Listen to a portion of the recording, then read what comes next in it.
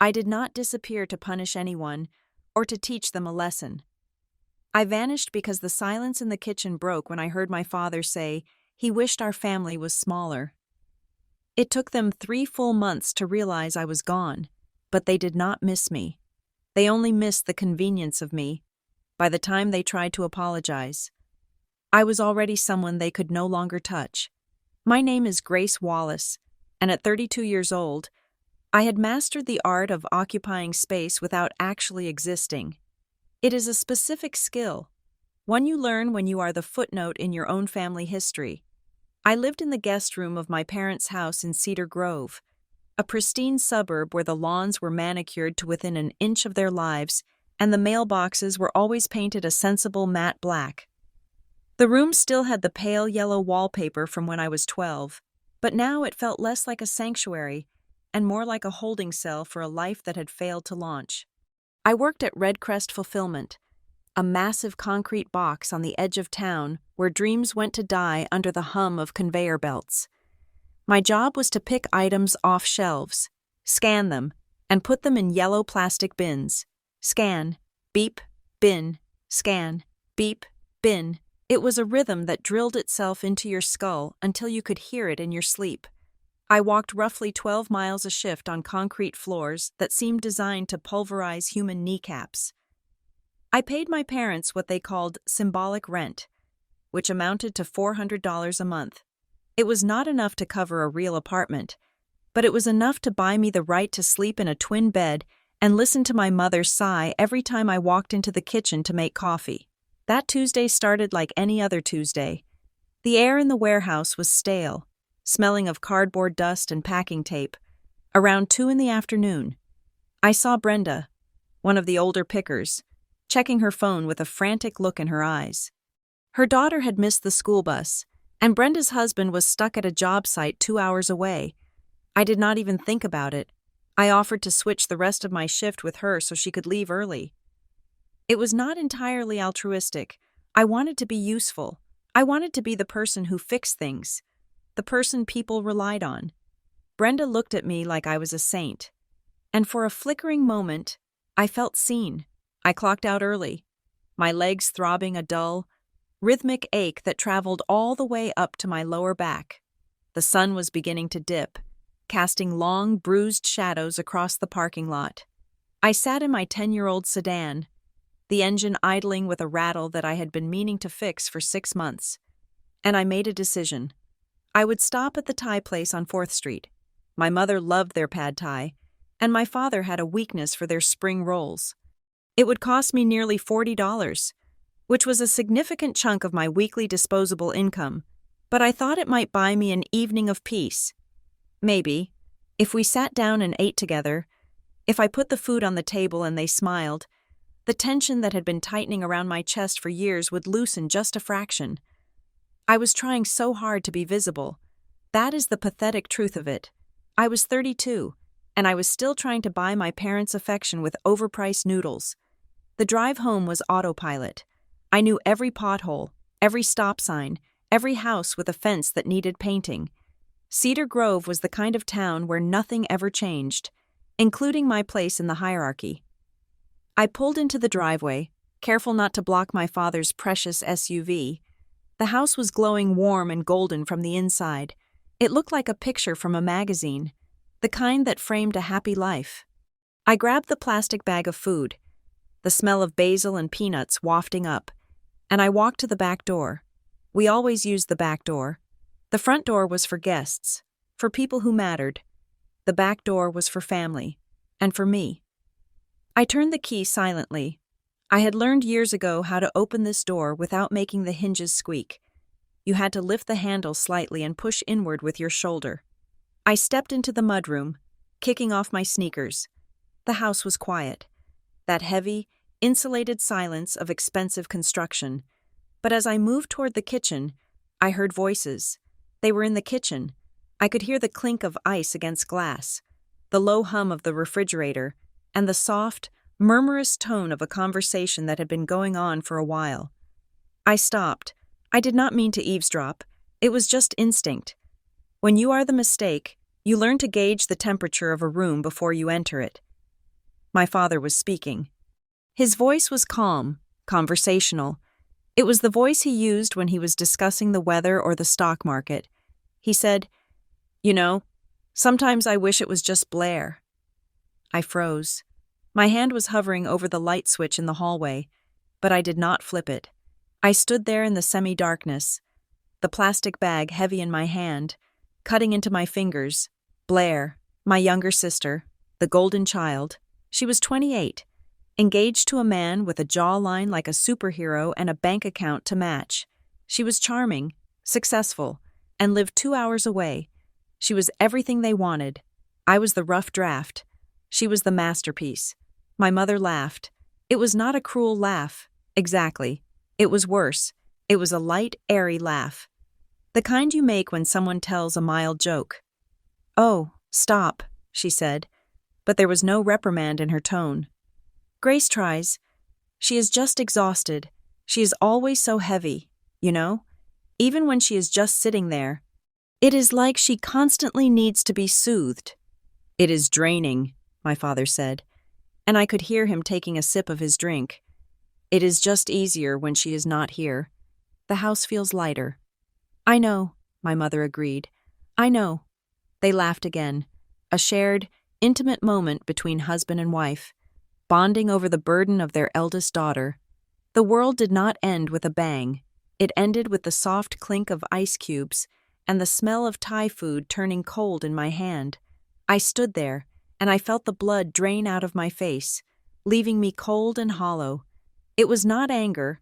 Anger implies heat. This was absolute zero. They did not hate me.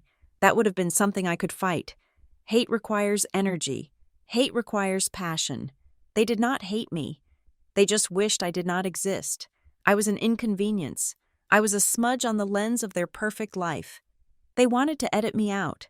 The bag of food felt like it weighed 100 pounds. My fingers had gone white around the handles. I stared down at the takeout containers through the cloudy plastic. $40. Spent to feed people who found my presence exhausting. A lifetime. Spent trying to be good, trying to be quiet, trying to act grateful for the thin scraps of space they allowed me to occupy. And all along, they weren't wondering when I'd come back. They were waiting for me to leave so the house could feel lighter. I didn't barge in. I didn't hurl the food at them. I didn't scream or cry or demand an explanation. I didn't give them the satisfaction of my reaction. If I was a burden, then I would remove the weight. If I was too much, I would make myself less. I stepped back. 1 step, then 2, moving with the careful precision of a ghost. I reached out and set the bag on the small table in the mudroom, right beside the pile of junk mail my father still hadn't bothered to sort. I didn't want it. I didn't want anything that belonged to this life anymore. I backed out of the door, gripping the handle, lifting it slightly, and pulling it shut. The latch clicked. It was a tiny sound, no louder than a snapping twig. But to me, it sounded like a gunshot. I was outside. The air was cool and smelled of cut grass. The house still glowed warm and golden, a sealed vessel containing the 2 people who had made me. I walked to my car. My legs were not aching anymore. I could not feel my legs. I could not feel anything. I got into the driver's seat and sat there for a full minute. My hands were on the steering wheel, gripping the leather at 10 and 2. I looked at the house one last time. I saw my mother's silhouette pass by the kitchen window. She looked relaxed. She looked happy. I started the car. The rattle of the engine seemed deafening, but they did not come to the window. They were safe in their bubble, relieved that I was late, relieved that the house was quiet. I drove. I did not go to a friend's house. I did not go to a bar. I drove straight to the bank. It was 7 in the evening, and the lobby was closed, but the ATM vestibule was open. I walked in, the fluorescent lights buzzing overhead. I put my card in the machine. I had $412.63 in my checking account. I withdrew $400. The machine whirred and spat out $20 bills. I took them. They felt crisp and sharp. This was everything I had. This was my net worth. $400 and a car that needed a new timing belt. I got back in the car and drove to the bus station downtown. It was not a nice station. It was the kind of place where people went when they had nowhere else to go. I parked my car in the long-term lot, leaving the keys under the mat. I did not care if it got towed. I did not care if it got stolen. It was part of Grace Wallace, the burden. And she was not driving anymore. I walked to the ticket counter. The woman behind the glass looked as tired as I felt. "Next bus out," I said. My voice sounded strange, flat and metallic. "Wherever it is going, as long as it is far." "Riverton," she said, not even looking up. "Leaves in 20 minutes. One way or round trip?" "One way," I said. The ticket cost me $55. I had $345 left. I sat on a hard plastic bench, clutching my purse. My phone was in my pocket. It was heavy, like a stone. I took it out. It was 7:35 in the evening. There were no missed calls, no texts asking where I was, no dinner is ready messages, nothing. I stared at the screen. The background was a photo of the family from 3 years ago. We were at the beach. Blair was in the center, beaming. My parents were leaning in toward her. I was on the edge of the frame, slightly out of focus, my smile looking strained. I went to the settings. I hovered my thumb over the block contact button for my mother, then my father, then Blair. My finger trembled. I wanted to do it. I wanted to sever the connection completely. I wanted to disappear into the ether and never let them find me again. But then, a darker thought crept in. A cold, sharp curiosity. If I blocked them, I would never know. I would never know how long it took them to realize I was gone. I would never know if they worried. I would never know if the house actually felt lighter, or if the silence eventually became too loud. I lowered my thumb. I did not block them. I turned the ringer off.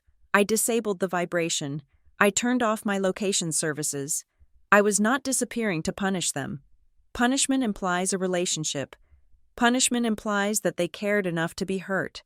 I was disappearing to prove a hypothesis. I stood up as the bus rolled into the bay, its air brakes hissing like a dying animal. I walked toward the open door. My phone clutched in my hand like a weapon. I would keep the line open. Not for them, for me. I wanted to watch the silence. I wanted to measure it. I wanted to see exactly how many days, or weeks, or months it would take for the people who wished I did not exist to realize that their wish had finally come true. I stepped onto the bus and did not look back. The engine roared, and we pulled out of the station, heading into the dark, indifferent night. The clock on my phone read 8 o'clock. The experiment had begun. Riverton was not a city of dreams. It was a city of functional concrete, gray skies, and rent that a human being could actually afford without selling a kidney. It was exactly 3 hours north of Cedar Grove, but it might as well have been on a different planet. The bus dropped me off at a terminal that smelled of diesel and wet wool. I walked 6 blocks to the address Tessa Garner had sent me. Tessa was a friend from college, the kind of friend you lose track of for years, but can still text at 2 a.m. when the world is ending. We had not spoken properly in 18 months, but when I texted her from the bus saying I needed a place to crash, she sent back a code to her front door and a message that simply said, "Couch is yours. Don't be weird." Her apartment was on the 3rd floor of a walk-up. It was small, the kind of place where the kitchen was also the living room and the hallway. But it was warm. It smelled of vanilla candles and laundry detergent. When I walked in, Tessa was sitting on the floor assembling a coffee table.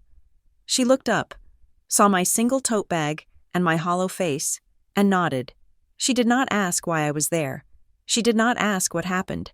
She just pointed to the fridge and told me there was pizza. That was the first difference between Riverton and home. Here, I did not have to explain why I was taking up space. The next morning, I began the administrative work of becoming a ghost.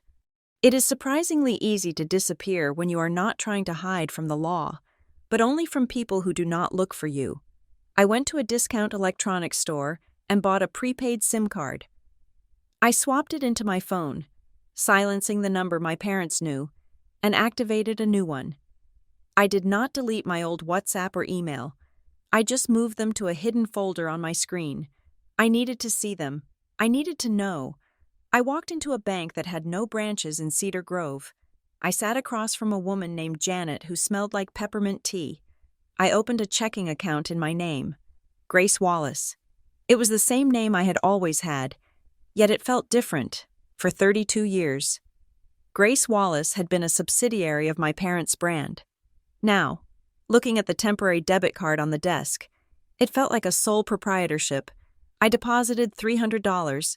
It was a pathetic amount of capital for a new life, but it was mine. I did not look for a career.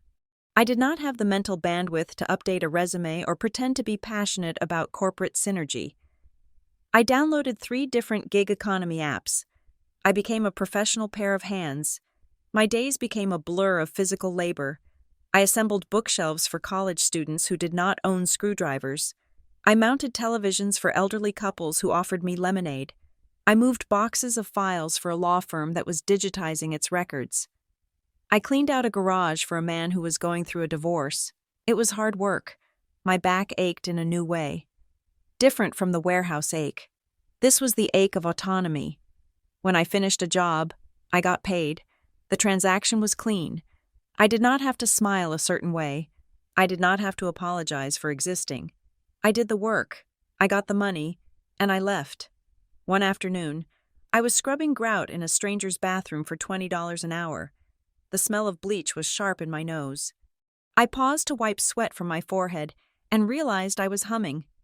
I stopped, shocked by the sound of my own voice. I was on my knees on a cold tile floor, scrubbing someone else's filth, and I felt lighter than I had felt in 10 years. I was tired, yes, but I was not exhausted. There is a difference. But the silence from Cedar Grove was a physical weight I carried everywhere. I had a routine. Every morning, before I started my first gig. I would connect to the Wi-Fi at a coffee shop and check my old number. I told myself I was checking for emergencies. I told myself I was checking to see if they were worried. Day 3 passed. Nothing. Day 5 passed. Nothing. On day 7, my phone vibrated. My heart hammered against my ribs. I thought, this is it. They found the note. They realized the room is empty. They are panicking. I opened the family group chat. It was a meme. My mother had forwarded a picture of a cat wearing sunglasses with a caption about needing coffee. Below it, my father reacted with a thumbs-up emoji. Below that, Blair sent a laughing emoji. I sat in the coffee shop, staring at the screen until the pixels blurred. They were carrying on. They were sharing jokes. The timeline of their lives had not even stuttered. I was not a missing person. I was just a person who was not in the room at that exact moment. On day 12, I got a direct message from Blair. The notification popped up while I was eating a sandwich on a park bench. Blair sent a message. My hands shook as I tapped it. I prepared myself for the questions. Where are you? Are you okay? Mom is crying. The message read, Hey, what is the password for the Hulu account? The old one isn't working. I stared at the phone. I read it again. She was not asking where I was. She was asking for a password. I typed back. I canceled it. It was petty. It was small, but it was the only power I had. 3 minutes later, she replied, Ugh, okay. Why? She did not ask why I was not home to fix it. She did not ask why I was not answering the landline. She just was annoyed that the service had been interrupted. I did not reply. I put the phone down and looked at the pigeons fighting over a crust of bread. A terrible clarity was settling over me. I had not disappeared from their lives. I had only disappeared from their convenience. I was not a daughter. I was an appliance that had stopped working. When the toaster breaks, you do not mourn it. You just get annoyed that you cannot have toast, and then you go buy a new one. I lived in that realization for 2 weeks. It was a cold, hard place to live. One Tuesday night, I was at the grocery store. I was walking down the aisle, looking for cheap pasta. When I saw it, a jar of organic, honey-roasted peanut butter. It was $8 a jar. I stopped. My cart rattled to a halt. That was the peanut butter my mother liked. For years, every time I went shopping for the house, I bought it. I bought it even when I was broke. I bought it because sometimes, when I put it on the counter, She would look at it and say, "Oh, good. You remembered." That tiny scrap of validation, that 3-second acknowledgement that I was a considerate daughter, cost me $8 a week. I reached out and touched the glass jar. It was cold. Suddenly, I was crying. I was standing in the middle of the condiment aisle in a supermarket in Riverton, weeping over peanut butter. A stock boy looked at me with alarm, but I could not stop. I was not crying because I missed her. I was crying because I looked at that jar and saw how cheap I had been. I had sold my dignity for $8. I had spent my entire adult life trying to buy love with groceries, with silence, with obedience. I had made myself small so they would have more room, hoping they would thank me for it. They never did. They just took the space. I left the cart. I walked out of the store without buying anything. When I got back to the apartment, Tessa was on the couch watching a documentary about cults. She took one look at my face and paused the TV. "Do you want to talk about it?" she asked. "I saw peanut butter," I said. It sounded insane. Tessa nodded as if this made perfect sense. "Peanut butter is a trigger. I get it." I sat on the floor, leaning my back against the sofa. "They haven't called. Tessa, it has been 3 weeks. They haven't even asked where I am." Tessa looked at me. She had known me when I was 20. Full of hope and art assignments, she saw what Cedar Grove had done to me. "Grace," she said, her voice level and firm, "you are waiting for them to act like parents. You are judging them by a standard they have never met." "I just thought they would notice," I whispered. "I thought my absence would mean something." "It does mean something," Tessa said. "It means you are free." She leaned forward, resting her elbows on her knees. "Listen to me. You do not need to go back to a place where you have to beg for the right to breathe. If they haven't called, it is not because you are invisible, it is because they are blind. Do not confuse the two." I looked at my hands. They were rougher now. I had a callus on my palm from assembling furniture. They were working hands. "I am not going back," I said. "Good," Tessa said. "Then stop checking the phone, or if you check it, stop hoping. Treat it like research." That night, I made a new rule. I wrote it on a sticky note and put it on the mirror in the bathroom. Do not apologize for the silence of others. I stopped feeling guilty for not telling them I was safe. I stopped feeling guilty for the worry I imagined they might be feeling, which evidently they were not feeling at all. I realized that my guilt was a reflex, trained into me like a dog that flinches when a hand is raised. 4 weeks passed, 1 month, 30 days of radio silence. The family group chat had activity. My mother posted a photo of a new wreath she had bought for the front door. My father posted a link to an article about interest rates. Blair posted a selfie with her fiancé. Mason, no one asked. "Has anyone seen Grace?" No one said. "Is Grace's room empty?" I was sitting at the small desk in Tessa's living room. It was late, past midnight. The streetlights outside cast long, orange shadows across the floor. I had my phone on the desk, screen up. I opened a drawer and took out a notebook I had bought that afternoon. It was a simple black notebook, hardcover, with thick, lined paper. It looked serious. It looked like evidence. I picked up a pen. I did not write, "Dear Diary." I was done with feelings. Feelings were soft, and they could be hurt. I needed facts. Facts were hard.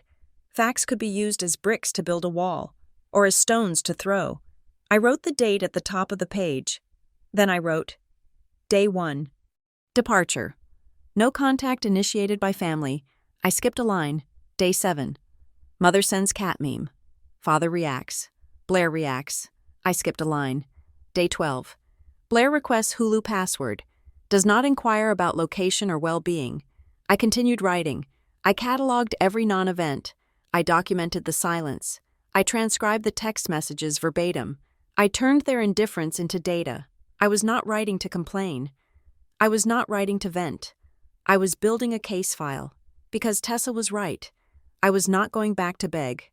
But I knew, deep down, that eventually, the silence would break.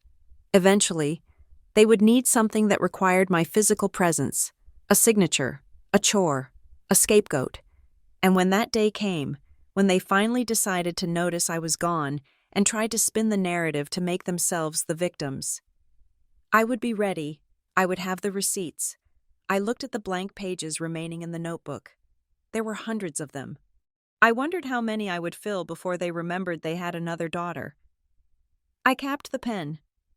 The click sounded loud in the quiet room. I touched the cover of the notebook. It felt cool and solid under my hand. Let them enjoy their quiet house. Let them enjoy the lightness.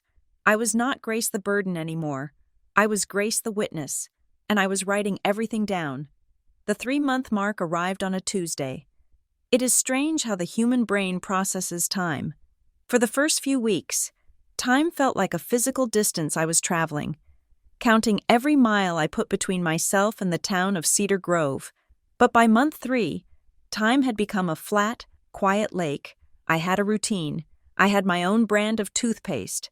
I had a favorite spot on the couch in Tessa's apartment. I had money in the bank. Not a fortune, but enough to buy a sandwich without calculating the tax in my head first. I was beginning to feel like a real person. And then, my phone chimed. It was not a text message. It was the specific, 2-tone ping of a new email. I was sitting on the floor, sorting laundry, folding my work shirts which were stiff with starch. I wiped my hands on my jeans and picked up the phone. The notification was from my mother. The subject line read, "Family check-in/Thanksgiving plans/big news." There were 2 exclamation points. My mother always used exclamation points to mask the smell of a demand. I stared at the screen. My heart did not race. My palms did not sweat. Instead, a cold, clinical curiosity washed over me. It had been exactly 90 days since I walked out the back door. 90 days of absolute radio silence. No missing person report, no frantic voicemails, just memes and password requests. And now, this. I opened the email. It was sent to the entire family list. Me, Blair, my father, and 3 of my aunts. "Hi everyone. I know it is early, but you know how I get about the holidays. I wanted to get a head start on Thanksgiving logistics since we are hosting this year. We are so excited to have everyone together. Big news. Blair is bringing Mason. It is getting serious. Folks," she had inserted a winking emoji. "I am attaching the Google Sheet for potluck assignments and room allocations. Please fill it out by Friday so I can do the grocery run." And then, at the very bottom, separated from the rest of the text by a double line break, was a single sentence. "Grace, if you are around the area, let us know so we can set a plate." I read that sentence 5 times. If you are around, it was a masterclass in passive erasure. It suggested that my absence was casual, like I had just wandered off to the mall and might wander back in time for turkey. It stripped the situation of any gravity. It implied that I was not missing, but merely drifting, and that my presence was optional. Let us know so we can set a plate. As if I were a neighbor who might drop by for a drink, not the daughter who had lived in their house for 3 decades. I did not reply. I did not type out a furious manifesto about how I was 3 hours away in Riverton scrubbing floors to pay for my own freedom. I did not hit reply all to ask why nobody had called the police. I simply closed the email, but I did not block them. Blocking them would be an emotional reaction. I was now a researcher observing a particularly fascinating species of denial. I wanted to see how far they would go. 2 days later, the second notification came. This time, it was an automated alert from Google Drive. "Mom shared a spreadsheet with you. Wallace Thanksgiving 2024. I opened it on my laptop. There is something uniquely soulless about a spreadsheet. It is a grid of pure data, devoid of nuance. The columns were neatly labeled: guest name, dish contribution, arrival time, overnight stay. I scanned the rows. Row 2, Mom and Dad. Row 3, Blair. Row 4, Mason. Row 5, Aunt Carol and Uncle Rick. I scrolled down. I looked for my name. I expected to see it at the bottom, perhaps with a question mark next to it. I expected to see a row labeled Grace with the cells left blank, a silent accusation of my non-participation. But my name was not there. I checked again. I zoomed in. My mother had listed the dog. Buster was in row 9, with a note in the dish contribution column that said dog treats. The dog had a row. I did not. I sat back in my chair. The light from the laptop screen illuminating the dust motes dancing in the air of Tessa's living room. This was the moment the knife finally twisted. Not because it was sharp, but because it was so dull. They had not just forgotten me.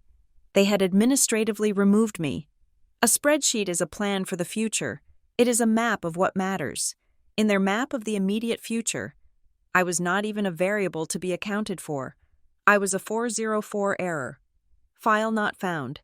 It was brilliant, really. By leaving me off the list, they protected themselves. If I showed up, they could say, "Oh, we didn't think you were coming." If I didn't show up, they didn't have to look at a blank space where my name should be. They had engineered a scenario where my absence required zero explanation. I closed the laptop. I felt a strange sensation in my chest. It wasn't heartbreak. Heartbreak is hot and messy. This was colder. It felt like steel hardening. I thought I had reached the bottom of the humiliation, but the digital age offers endless opportunities to feel small. The following Saturday, I was scrolling through Instagram on my burner account. A blank profile with 0 followers that I used solely for surveillance. A photo popped up on my feed. It was from Blair. The location was the Gilded Olive, the most expensive steakhouse in Cedar Grove. The table was covered in white linen. Candles were flickering. There were crystal wine glasses catching the light. In the center of the frame sat my parents and Blair. Next to Blair was Mason, the golden boy, looking handsome and expensive in a navy blazer. My father had his arm around the back of my mother's chair. My mother was laughing, her head thrown back slightly, looking radiant. Blair was holding up her left hand, displaying a diamond ring that probably cost more than my entire year's salary at the warehouse. It was a beautiful photo. It looked like an advertisement for the American dream, but it was the caption that stopped my breath. Cheers to new beginnings and the people who matter most. Family is everything. Engaged, Blessed Wallace. Family is everything. I stared at the image. I counted the people. 4. There used to be 5. There was no empty chair. They had requested a table for 4. They had squeezed in tight to fit the frame. There was no gap where I should have been. The composition was perfect without me. I scrolled to the comments. Beautiful family. Wrote a neighbor. So happy for you all. Wrote my mother's tennis partner. Mason fits right in. Wrote an aunt. I read 50 comments. Not a single person asked, "Where is Grace?" Not one. It was as if I had been retconned. In comic books, a retcon is when the writers change the history of a character to suit a new plotline. Actually, Superman never had a sister. Actually, the Wallaces always only had one daughter. I realized then that the comment in the kitchen 3 months ago, "I wish it was just Blair," was not a wish anymore. It was a project, and they were executing it with terrifying efficiency. They were not mourning me. They were not angry at me. They were simply relieving themselves of the burden of my existence. They were building a seamless, glossy future where they didn't have to explain why their eldest daughter was a disappointment, because their eldest daughter simply wasn't there. I threw my phone onto the couch. It bounced and landed face down on the cushion. I stood up and paced the small room. My hands were shaking, not from sadness, but from a surge of adrenaline. I felt like I had been punched in the throat. The sheer audacity of it, the family is everything caption, while one member of the family was scrubbing toilets 3 hours away and hadn't received a phone call in 90 days. I needed to do something. I needed to scream. I needed to break a window. Instead, I grabbed a piece of paper from the printer tray. I grabbed a Sharpie. I sat down and started writing. I wrote a letter to them. Dear Mom and Dad, I saw the picture. I saw the spreadsheet. I see what you're doing. You think that if you ignore me hard enough, I will just fade away like a stain in the carpet. You think you can replace me with a son-in-law and a dog? You think I don't see the relief in your eyes? I wrote furiously, the ink bleeding through the paper. I listed every slight. I listed the time they forgot my birthday. I listed the time Dad introduced me to his boss as our other one. I poured all the poison out of my veins and onto the page. I am not a ghost. I wrote, I am real. I am breathing. And you are monsters. I finished the letter. I was breathing hard. I looked at the jagged, angry handwriting. Then, I looked at the lighter on the coffee table. I picked up the letter. I read it one last time. And then, I ripped it in half, then into quarters, then into eighths. I walked to the trash can and let the confetti of my anger flutter down into the garbage. Settling on top of coffee grounds and apple cores, sending that letter would be a mistake. It would be proof that they could still hurt me. It would be proof that I was watching them, waiting for their validation. It would give them exactly what they wanted. A dramatic, unstable Grace who needed to be managed, who needed to be soothed. I did not need their apology. An apology from them would be a lie anyway. I do not need proof to hurt, I said aloud to the empty room. I need a plan to live. I walked over to my suitcase, which was still tucked in the corner of the room. Half unpacked, I dug through the layers of clothes I rarely wore anymore. At the bottom, underneath a sweater, was an old battered sketchbook. I pulled it out. The cover was worn at the corners. I had bought this book 5 years ago, during a brief period where I thought I might try to do something with my life other than warehouse work. I sat on the floor and opened it. The pages were filled with doodles, half-finished thoughts, and lists of someday goals. I turned the pages until I found it. Page 42. It was a sketch of a logo, crude, unfinished. But the idea was there, beneath it, in my younger, more hopeful handwriting. I had written, Custom Stationery Event Design. I remembered showing this to my mother once. We were in the living room. She had glanced at it over the rim of her wine glass and laughed. That same light, airy laugh. "Oh, Grace," she had said, "that is a cute hobby. But let's be realistic. You are not a business person. You are too soft for that world. Stick to what you can handle. Stick to what you can handle." I looked at the sketch. I looked at the logo. They had erased me from their family. They had erased me from their table. They had erased me from the internet. Fine. If they liked the version of the world where Grace Wallace didn't exist, I would let them have it. I would stay gone. But I would not disappear. I picked up a pen. I did not cross out the idea. I drew a thick, heavy circle around it. The ink was black and permanent. I was going to build something. Not a hobby, not a cute little project. I was going to build a brand. I was going to build a name that didn't share a row with the dog. I was going to become so undeniable, so visible, so successful, that one day they would look at that family is everything photo and realize that the most important person wasn't in the frame. I stared at the circled words. Start my own brand. My mother was right about one thing. Grace Wallace, the daughter, was soft. She needed to be soothed. But the woman sitting on the floor of a borrowed apartment in Riverton? She wasn't soft. She was calcified. I closed the book. The sound of the cover snapping shut was the only answer I would ever give to their email. The experiment was over. The construction project had begun. The adrenaline of my decision to start a business did not last. Adrenaline is a fuel that burns hot and fast, but it leaves ash behind. After I closed that notebook with the circle around Start My Own Brand, I did not immediately rise like a phoenix. I sank. It was a slow, quiet collapse. For the first 3 months, I had been running on the fumes of survival instinct. I was focused on finding shelter, finding food, and proving a point to an empty audience. But once I realized the audience wasn't watching, the survival mode switched off, and the exhaustion crashed in. I spent the next 2 weeks in what I can only describe as a gray fog. I stopped picking up gigs on the labor apps. I stopped going for walks. I slept 12, sometimes 14 hours a day. It wasn't the dramatic, weeping depression you see in movies. It was heavy and silent. I would wake up at noon, stare at the ceiling of Tessa's apartment, and feel absolutely nothing. I felt like a battery that had been drained past the point of recharging. Tessa was a saint. She didn't push. She would come home from work, see me still in my pajamas on the couch, and just set a cup of tea on the table before going to her room. She knew that I was detoxing from 32 years of being told I was wrong. The lowest point came on a Tuesday morning. I wandered into the bathroom to brush my teeth. 4 days without washing my hair. I lifted my eyes to the mirror above the sink, and for a moment, I didn't recognize the woman staring back. Her skin was pale, stripped of warmth.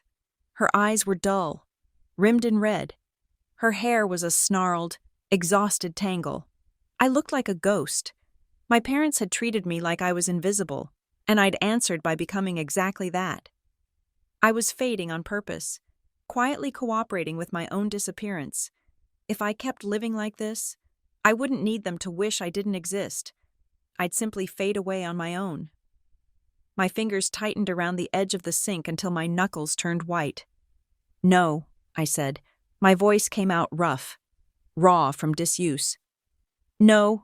I turned on the shower and pushed the heat until steam thickened the room, hot enough to sting, hot enough to pull me back into myself. I scrubbed until my skin warmed and flushed.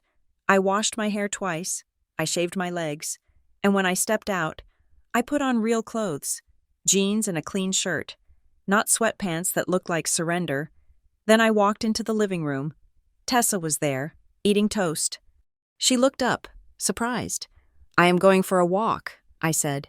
"And then I am going to buy some paint." Tessa smiled. It was a small, knowing smile.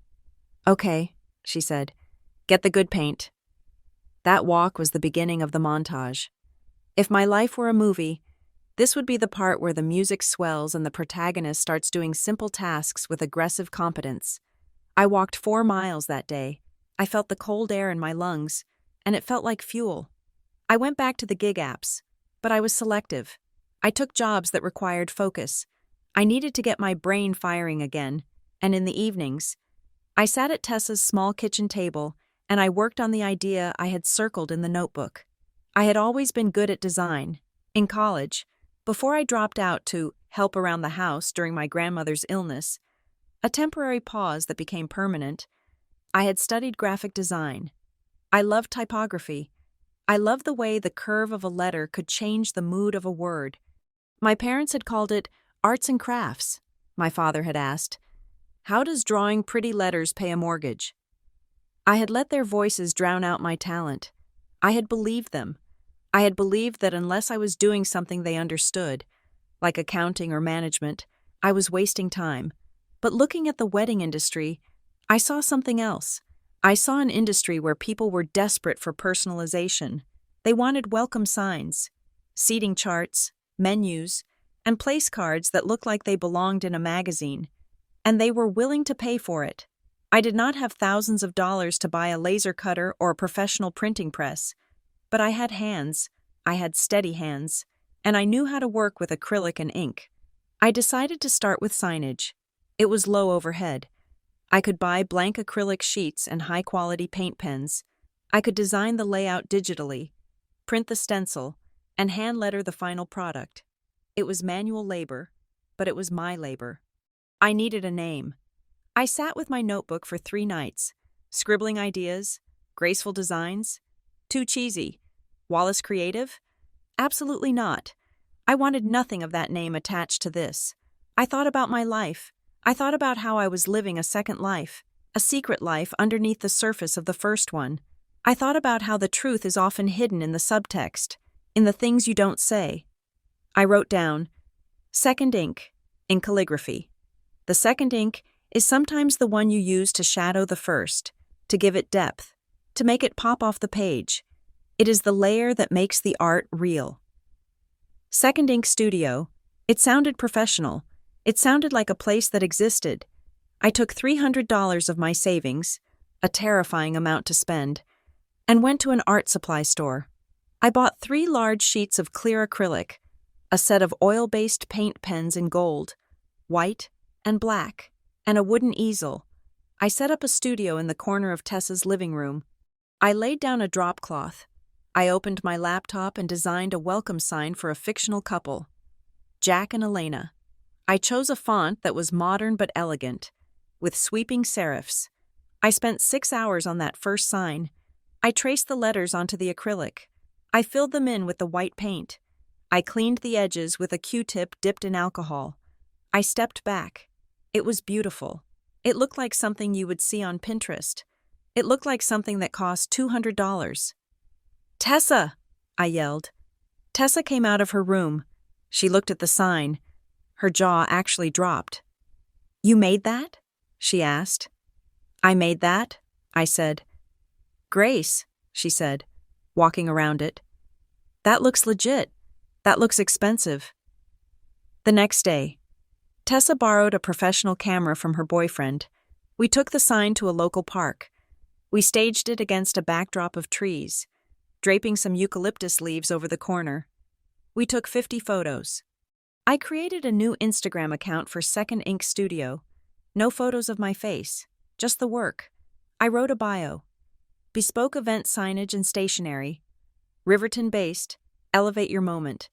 I joined 5 local Brides of Riverton Facebook groups. I posted the photo. I offered an introductory portfolio rate, $50 for a custom welcome sign. I held my breath. For 2 days, nothing happened. The imposter syndrome started to creep back in. "Who are you kidding?" The voice of my mother whispered in my ear. "You are a warehouse worker. You are a burden." And then, my phone buzzed. A notification from Facebook Messenger. A woman named Sarah. "Hi, I saw your post. I'm getting married in 3 weeks and our budget is tight. But I love this look. Can you do a seating chart mirror if I provide the mirror?" My hands shook as I typed back. "Absolutely. Sarah, I would love to help." I charged her $75 when she came to pick it up. I met her in the lobby of Tessa's building. I had wrapped the mirror in brown craft paper and tied it with a piece of twine.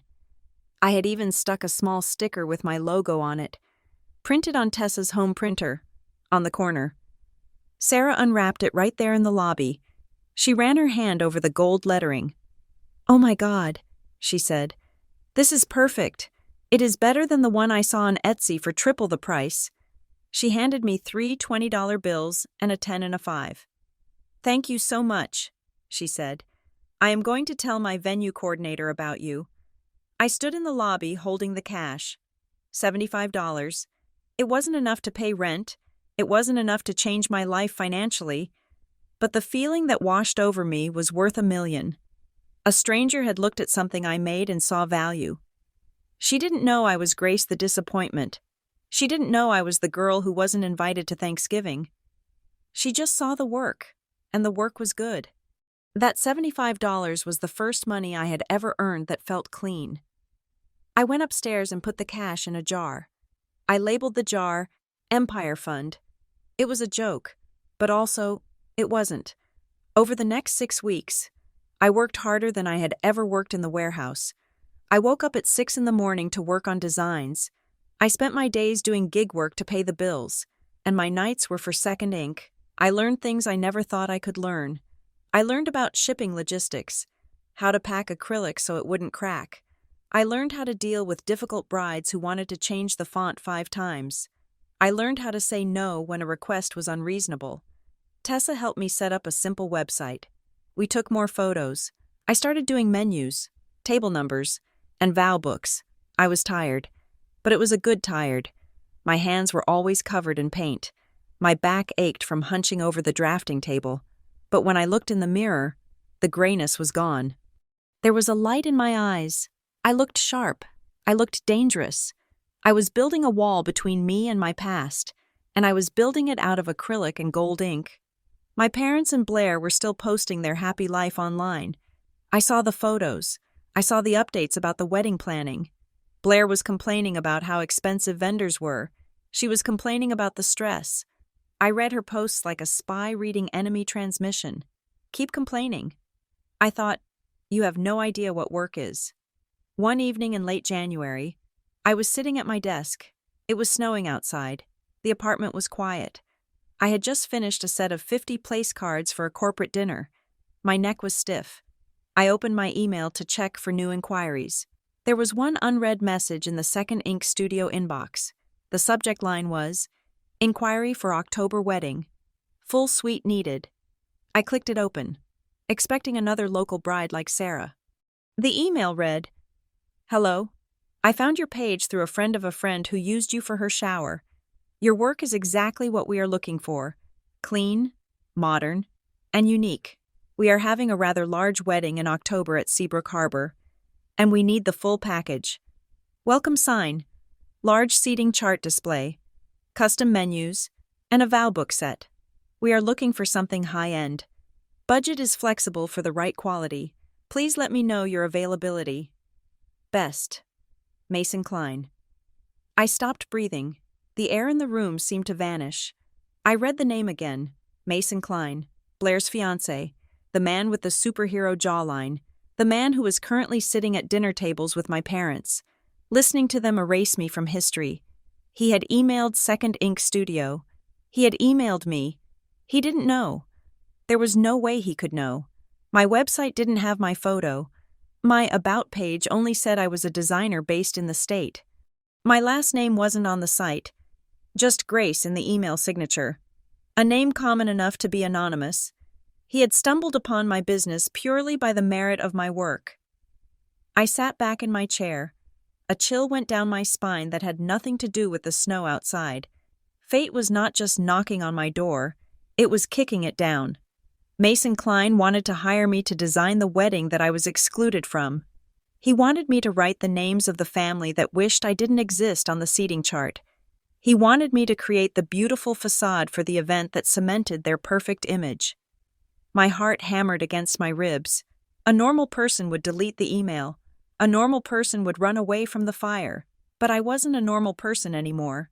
I was a business owner. And I was a woman who had been waiting for an opening. I stared at the blinking cursor. This wasn't just a job. This was an invitation. They wanted the best for their big day. Fine, I would give them the best. I would give them something so beautiful they would never forget it. And in doing so, I would insert myself right back into the center of the room. And they wouldn't even know I was there until it was too late. I reached for the keyboard. My fingers hovered over the keys. I wasn't going to run. I was going to take the job.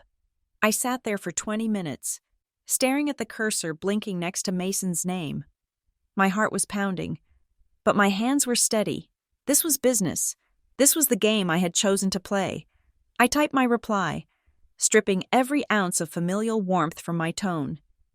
I did not sound like the sister-in-law he was about to marry. I sounded like the owner of the most exclusive design studio in the state. I thanked him for his inquiry. I told him that October was a busy month for us, using the royal us to imply a team that did not exist, but that we had one opening left for a full suite commission. I attached a price list that was double what I had charged anyone else. I quoted him $4,500 for the package. I hit send. I expected a negotiation. I expected him to balk. 12 minutes later, a notification popped up. Invoice paid. Mason Klein had wired $4,500 to a stranger without blinking. I stared at the balance on my screen.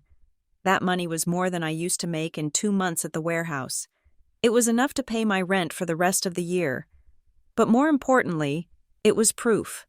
My parents had always acted like resources were scarce when it came to me. There was never enough money for my art classes, never enough for a better car, never enough for me to go back to school.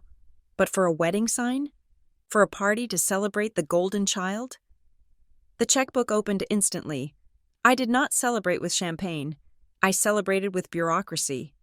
The next morning, I filed the paperwork to register Second Ink Studio as a limited liability company. I paid the expedited fee. I walked into the bank and upgraded my account to a business tier. I hired a freelance accountant named Gary to manage my taxes. I wanted everything legal. I wanted everything watertight. If my family ever tried to claim that this was just a cute little hobby, or that they somehow owned a piece of my success because they raised me, I wanted a paper trail of independence so thick it could stop a bullet. I was no longer Grace the daughter. I was Grace the CEO. And my first major client was the man who was marrying my sister. The production of the order began. It became my obsession. I was not just making wedding decor. I was crafting a Trojan horse. Mason had ordered a welcome sign made of frosted acrylic, a 6-foot-tall seating chart, custom dinner menus on vellum paper, and a set of vow books bound in velvet. I started with the vow books. I bought deep, midnight blue velvet. I used my hot foil press to stamp the words, his vows and her vows, onto the covers in gold. The irony was sharp enough to cut skin. I was binding the books where they would write their promises of eternal love and loyalty, knowing that the people making those promises had casually discarded a family member like a piece of junk mail. As I worked, I realized I needed to control the narrative. My silence had been my shield, but now I needed a sword. I updated the Second Ink Studio website. I started a blog section. My first post was titled, "The Art of Starting Over." I wrote about leaving a stifling environment. I did not name names. I did not mention Cedar Grove. I wrote about the feeling of being in a room where the walls were slowly closing in, and the realization that the only way to breathe was to break the window and jump. I wrote about how Second Ink was born from the idea that everyone deserves a second draft, a chance to be written in gold instead of invisible ink. It was vague enough that a stranger would find it inspiring, but it was specific enough that if my mother or father ever read it, the words would feel like sand in their eyes. They would recognize the phrases. They would recognize the pain. But they could not accuse me of anything because I had not named them. It was a perfect, plausible deniability. The seating chart was the masterpiece. It was a massive structure, designed to stand on the lawn at Seabrook Harbor. I designed a frame made of polished copper pipe, draped with acrylic panels. But I added a modification. I built a small, shallow compartment into the base of the frame. To the naked eye, it looked like a structural support, a weighted block to keep the wind from blowing the chart over. It was painted matte black, blending perfectly with the design. Inside this compartment, I placed a single envelope. The envelope was made of thick, cream-colored cardstock. On the front, in my most elegant calligraphy, I wrote, "For the bride and groom, please read after the ceremony." I sealed it with wax. Inside the envelope was a letter. It was not the angry, rambling letter I had written and destroyed weeks ago. This letter was cold. It was precise. It was an autopsy report of a relationship. To Blair and Mason. Congratulations on your wedding, the signs you see today, the menus you are touching, the books holding your vows. These were made by the sister who has been missing for 120 days. I did not disappear because I was crazy. I disappeared because on a Tuesday evening in July, I stood in the hallway and heard Dad say he wished I didn't exist. And I heard Mom laugh. I have not been lost. I have been building a life where I am not a burden. I hope your new family is built on better foundations than the one I left. Grace. I slid the letter into the compartment and screwed the cover shut. It was safe there. It was a ticking time bomb that would only detonate when they dismantled the wedding. I did not want to ruin their ceremony. That would make me the villain. I wanted to ruin their peace. I wanted them to have their perfect day, their photos, their applause, and then, when the lights were out and the guests were gone, I wanted them to find the truth waiting for them in the dark. As the wedding date approached, I made my final move. Tessa had a friend named Chloe who wrote for the Riverton Gazette, a trendy local blog that covered arts and culture. I invited Chloe to the studio. I want to do a feature, I told her. But I want to remain anonymous. I want the focus to be on the brand, not the girl. Chloe loved the angle. She called it the mystery maker of Riverton. She came over and took photos of my hands working on the copper frame. She took close-ups of the gold foil on the vow books. She took a wide shot of the studio, with me standing in silhouette against the window, my face completely obscured by the backlight. The article went live 3 days before the wedding. The headline was, "From Brokenness to Beauty, How Second Ink Studio is Redefining Event Design." The article was glowing. It described my work as soulful and architectural. It mentioned that my flagship project was a high-profile wedding at Seabrook Harbor for a prominent Cedar Grove couple. It included a photo of the vow books. The exact blue velvet vow books that were currently sitting in a box, ready to be shipped to Mason. I shared the article on my business page. I boosted the post with $50 of ad spend, targeting users in Cedar Grove. I was baiting the trap. I wanted them to see the brand. I wanted them to admire it. I wanted my mother to look at those photos and say, "Wow, that is beautiful," before she realized she was looking at the work of the daughter she called exhausted. The response was immediate. The article got hundreds of shares. My inbox flooded with inquiries. And then, 2 days before the wedding, my personal phone rang. I stared at the screen. The name flashing was Mom. I had not spoken to her in nearly 5 months. I had watched her life through screens. But I had not heard her voice. My hand hovered over the phone. I could let it go to voicemail. I could maintain the silence. But the curiosity was too strong. I needed to know if the bait had been taken. I answered. "Hello?" My voice was calm, deeper than she would remember. There was a silence on the other end, a hesitation. "Grace?" Her voice sounded smaller than I remembered. It lacked the confident, dismissive lilt she usually had. "Hello, Mom," I said. I did not ask how she was. I did not ask why she was calling. "You answered," she said, as if this were a miracle. "We haven't heard from you." "I have been busy," I said. "Grace, listen," she said, her voice tightening. "I saw something online today. Aunt Carol sent it to me. It is an article about a design studio in Riverton." I said nothing. I let the silence stretch, forcing her to walk across the bridge she had burned. "The article," she continued. "It had a picture of some blue velvet books, and Grace, they look exactly like the ones Mason said he ordered for the wedding. He showed me a picture of them last week." She paused. I could hear her breathing. "And the name," she said. "Second Ink. I remember years ago. You had that little sketchbook. You had a drawing." "I remember," I said. "Grace?" she asked. And for the first time, I heard fear in her voice. Not concern. Fear. The fear of exposure. The fear of losing control. "Is that you? Are you doing this?" She did not ask if I was okay. She did not ask if I had a place to live. She did not ask if I was safe. She asked if I was the owner of the successful business that was about to service her daughter's wedding. She asked because the status of the brand threatened the status of her narrative. I leaned back in my chair, looking at the finished seating chart standing in the corner of my studio. It was magnificent. It was perfect. "Yes," I said. "It is me." "Oh my God," she whispered. "You are the vendor? You are doing Blair's wedding?" "I am fulfilling a contract," I said. "Mason hired Second Ink Studio. Second Ink Studio delivers." "Grace, you can't," she said, panic rising. "You can't just show up. What will people say? What will we tell them? We told everyone you were taking time off, dealing with personal issues." "I'm not showing up," I said, cutting her off. "I am a professional. My team will handle the delivery and installation. You won't even see me." This was a half lie. I would be there to deliver, but I would not be Grace. I would be the vendor. "But why?" she asked. "Why didn't you tell us?" "You never asked," I said.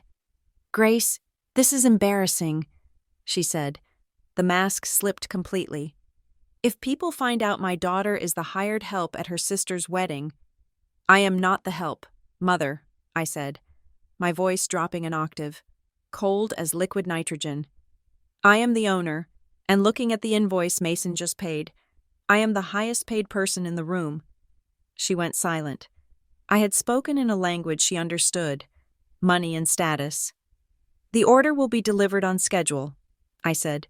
"It is beautiful work. You will be proud. You always wanted things to look perfect, didn't you?" "Grace, please. I have to go," I said. "I have a business to run." I hung up. I put the phone down on the desk. My hands were trembling, but not from fear. They were trembling from the sheer, electric power of the moment. She was scared. She was embarrassed. and she had absolutely no idea about the letter hidden in the copper frame. I looked at the "read after the wedding" envelope one last time in my mind. The trap was set, the players were in position, and for the first time in my life, I was the one directing the show. The phone rang again 20 minutes later. I knew it would. My mother was not the type of woman to leave a conversation unfinished, especially when she felt she was losing control of the narrative. I had let the previous call end on a cliffhanger, leaving her with the knowledge that the daughter she had written out of the script was now designing the set. She needed to recalibrate. She needed to find a way to make this okay. I let it ring 3 times before I picked up. I was sitting in the same spot. But the air in the room felt different. It was charged with static. "Grace?" Her voice was softer this time. It was the voice she used when she wanted to smooth over a social gaffe at a dinner party. It was a performance of intimacy. "I am here," I said. I wanted to call back," she said. She paused, waiting for me to fill the silence with reassurance. I did not. I looked at the website again, and the blog. I had no idea. "Grace, I really didn't. The work is well. It is quite sophisticated. I didn't know you could do things like that." There was no apology in her tone. There was only a bewildered sort of surprise, the kind one might express if a family dog suddenly stood on its hind legs and recited Shakespeare. She wasn't sorry for underestimating me. She was just shocked that her estimation had been wrong. "You never looked," I said simply. It wasn't an accusation. It was a statement of fact. "Well, you were always so quiet about your projects," she countered, shifting the blame effortlessly. "But your father and I are impressed. Really." There was a shuffling sound on the line, the rustle of a phone being passed from hand to hand. Then, my father's voice boomed through the speaker. "Grace?" "Hello, Dad," I said. "Your mother showed me the portfolio," he said. His voice was brisk, businesslike.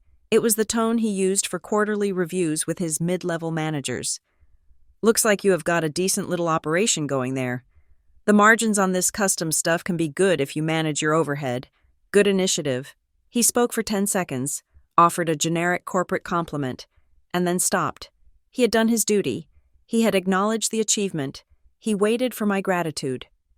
"The business is doing well," I said. I did not thank him. I did not seek his approval on my business plan. "Right. Well," he cleared his throat, clearly uncomfortable with a daughter who didn't seek his validation. "I will put your mother back on." The phone shuffled again. My mother returned. Now came the real reason for the second call. I could practically hear the gears turning in her head as she tried to navigate the minefield she had created. "So," she started, her voice dropping to a conspiratorial whisper, "with the wedding coming up so soon and now knowing that you are involved professionally." She trailed off. She wanted me to offer. She wanted me to make it easy for her. "Yes," I prompted. "Are you coming home, Grace?" she asked. "I mean, really coming home? For the wedding? To be with us?" I closed my eyes. There it was. She wasn't asking if I wanted to see my sister get married. She wasn't asking if I wanted to reconcile. She was asking if I would be present for the tableau. She needed the photo. She needed the visual evidence that the Wallace family was intact, happy, and successful. She needed to show the guests that there was no drama, no missing daughter, no cracks in the foundation. If I said no, I was the bitter estrangement. If I said yes, I was the prodigal daughter returning to the fold, proving that their treatment of me hadn't been that bad after all. I looked at the seating chart in the corner of the room. I thought about the letter hidden in the copper frame. "I have a contract to fulfill," I said. My voice was even, devoid of emotion. "I will be delivering the suite personally to ensure safety during transport. These are fragile items." I could hear the breath rush out of her in a sigh of relief.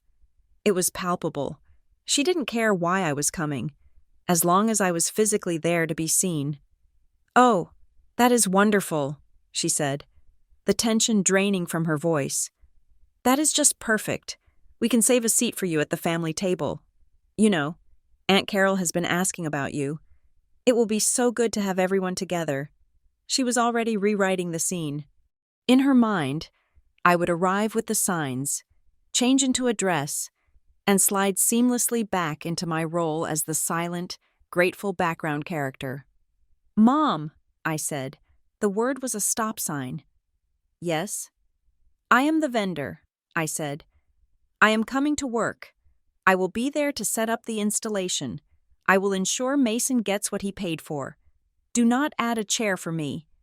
"But Grace?" "I will communicate the delivery schedule via email," I cut in. "Please have Mason or the venue coordinator reply to confirm the load-in time. I have other clients to manage." "Grace, you can't be serious. You're going to drive all the way here and not sit with us?" "I will handle the logistics," I repeated. "Check your email." "Grace." I ended the call. I stared at the phone in my hand. My heart was beating a slow, heavy rhythm. I had done it. I had spoken to them. And I hadn't apologized. I hadn't asked for permission. I hadn't softened my edges to make them comfortable. But the call had triggered something. Hearing their voices, their assumption that I was still theirs to command, reminded me that there were still threads connecting us. Tiny, digital threads that I had been too depressed or too busy to cut. I set the phone down and opened my laptop. It was time to close the doors. I started with the streaming services. For years, my Netflix account had been the family account. I paid the $19 a month, and they used the profiles. I logged in. I went to Manage Devices. I saw them all there. Living room TV, Cedar Grove, Blair's iPad, Dad's tablet. I clicked Sign out of all devices. Then I changed the password to a string of random characters that I wrote down in my notebook. Next was Amazon Prime, my account, my credit card, but my mother's shipping address was set as the default because she ordered household essentials on it constantly, promising to pay me back and never remembering to do so. I removed her address. I removed Blair's address. I went to the family sharing settings and removed them both. I went to my Costco membership online. I removed my father as the secondary cardholder. I went to my credit report. I froze my credit at all 3 bureaus. It was a paranoid move, perhaps, but I remembered how often my mother borrowed my identity to sign up for things because Grace doesn't use her credit anyway. I went to my email recovery settings. My father's email address was listed as the backup for my main Gmail account, a relic from when I was 18, and he insisted on having access in case of emergency. I deleted it. I added Tessa's email instead. It took me an hour. It was tedious. Administrative work.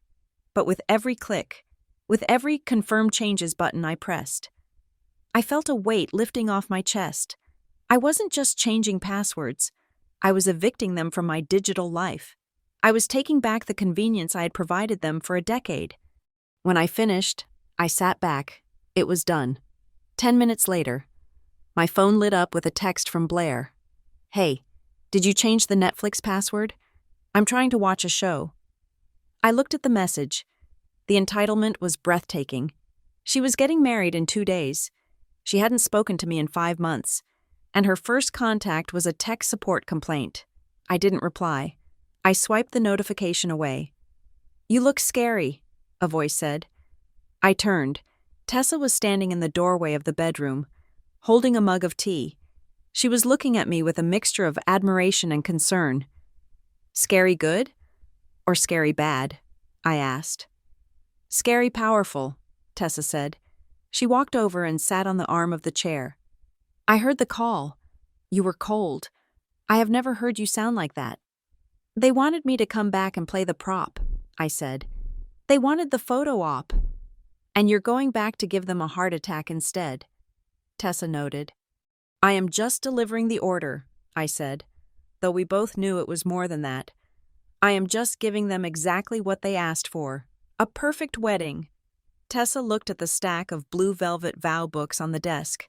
She reached out and touched the gold foil. "You know," she said quietly, "most people, when they want revenge, they scream, they throw drinks, they slash tires. But you are doing something else." "I am not taking revenge," I said, repeating the line I had told myself 1,000 times. No, Tessa corrected me. You are not. Revenge is messy. Revenge is about making someone hurt because you are hurting. This isn't that. She looked me right in the eyes. You are returning the truth to the people who lost it, she said. You are just putting the receipt back in the bag. I looked at the vow books. His vows, her vows. I thought about the letter hidden in the copper frame of the seating chart. I thought about the words I had written. I did not disappear because I was crazy. I disappeared because I heard you. Tessa was right. I wasn't going there to ruin the wedding. I was going there to correct the record. For 30 years, the story of the Wallace family had been written by my parents, with me as the silent, difficult antagonist. Now, I was the author. I picked up the vow books. They were heavy, expensive, and beautiful. I ran my thumb over the velvet. Tessa, I said, a sudden realization hitting me like a physical blow. What? The letter, I said. It is in the seating chart. But the vow books, they are going to be used during the ceremony. They are going to be holding these books while they say their promises. Yeah? And the letter is waiting for them after, I said. Which means, I looked at the gold letters, his vows, her vows. Which means, I whispered, that the entire wedding ceremony is just the opening act.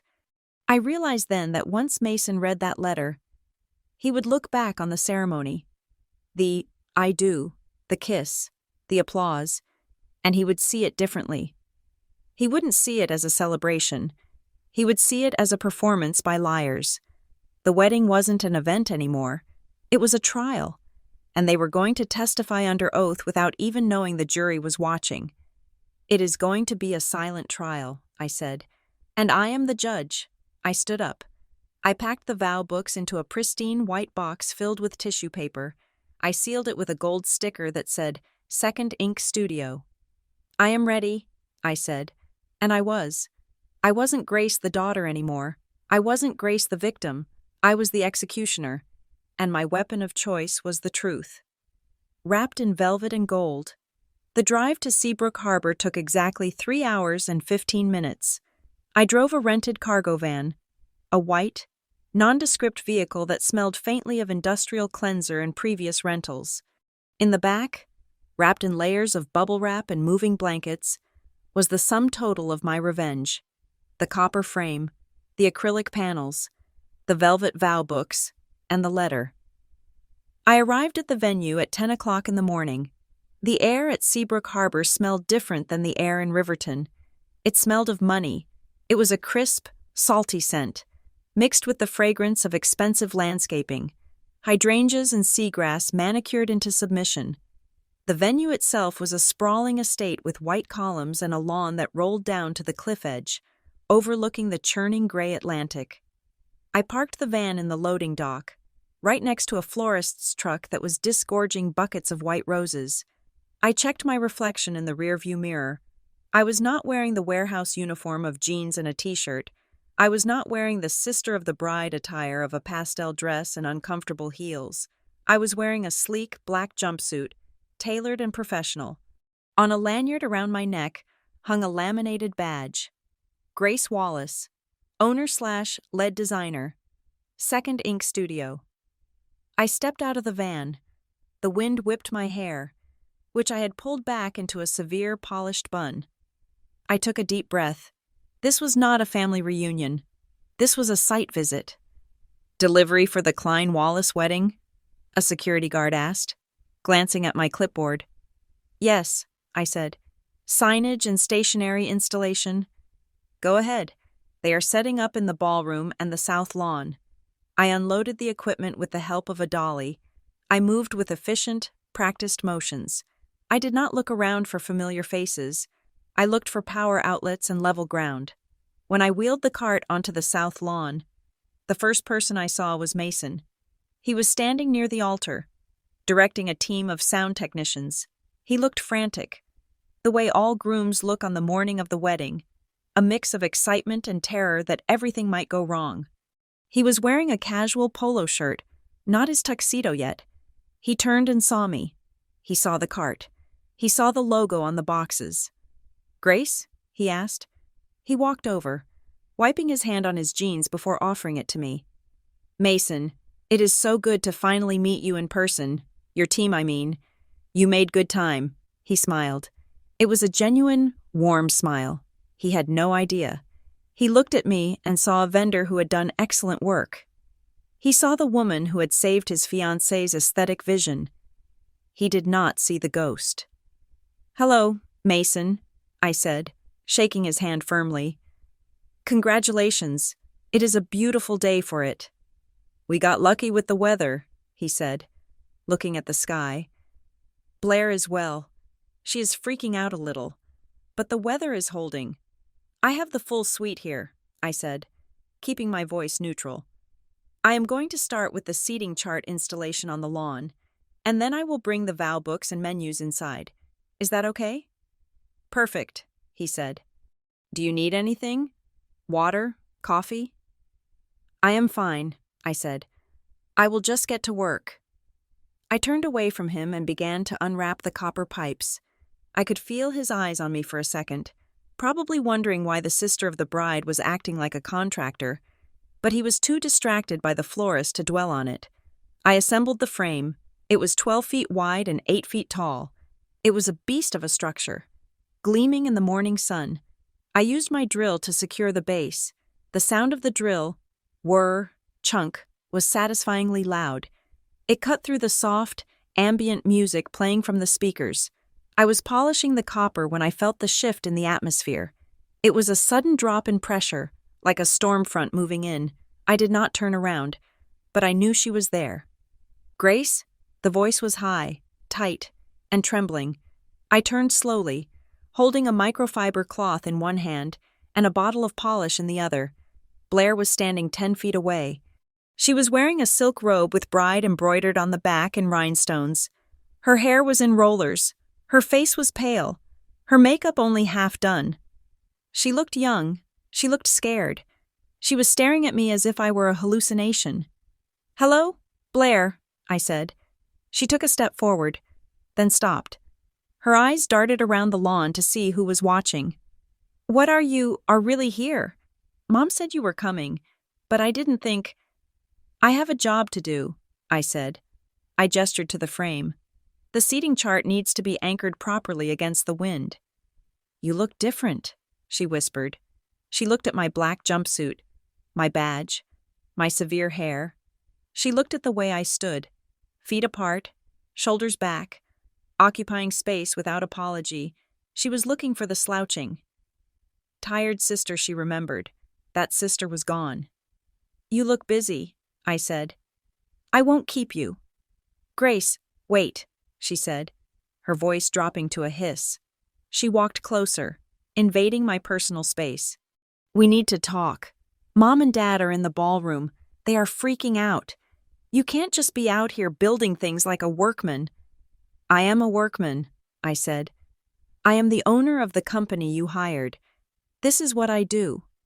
"But it is my wedding," she said, her voice rising slightly. "You are my sister. Why are you acting like a stranger?" I looked at her. I looked at the panic in her eyes. It wasn't love. It was image management. "I am acting like a professional," I said. "And if you want this seating chart to be ready for your guests in 4 hours, I need to finish this installation." "Grace, please," she said. Reaching out to touch my arm, I stepped back, a smooth, calculated retreat. "Please do not touch the vendor. Blair, I have tools in my hands." She flinched as if I had slapped her. At that moment, the glass doors to the terrace opened. My parents walked out. They stopped dead when they saw us. My mother was wearing a navy blue dress, her hair perfectly coiffed. My father was in tuxedo pants and a crisp white shirt. They looked like royalty. They looked at me, and I watched the moment land. I saw recognition flicker across their faces. I saw it in my father first. The flash of pride, the involuntary respect for the solid, impressive thing I was building right in front of them. And then I saw it in my mother. The shift, the narrowing of her breath, not pride, fear. She took one look at me standing there, steady and cold, and understood she didn't have a hand on my strings anymore. They didn't come closer. They stayed near the doors, hovering like nervous birds. They were afraid that if they approached, I'd make a scene, afraid I'd start shouting about the past. They didn't understand that my silence was a far more dangerous weapon. I nodded to them, sharp, curt, the kind of nod you give a distant acquaintance when you can't quite remember their name. Then I turned my back on them and went back to the copper pipe. I could feel their stare on my spine, hot and insistent, but I didn't flinch. I tightened the fittings. I hung the acrylic panels. I checked the spacing. I adjusted, rechecked, corrected. I was meticulous. I was perfect. I respected my craft too much to let their presence make my hands shake. I worked for 2 hours. I set up the welcome sign at the entrance.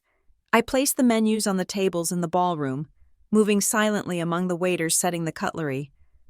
I checked every name on the place cards. Finally, I was done. The venue was ready. The stage was set. I walked back to the lawn where Mason was now standing, admiring the finished seating chart. He was fully dressed now, looking dashing and nervous. "It is incredible, Grace," he said.